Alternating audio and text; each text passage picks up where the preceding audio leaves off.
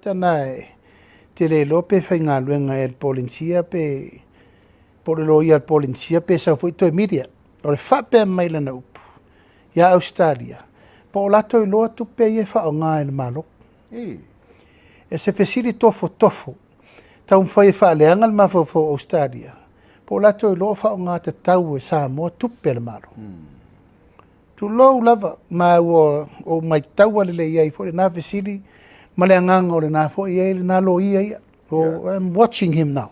Le la sana fa longo le sauna ngal pa. Ia. O le tali ale fionga te mai tai minister.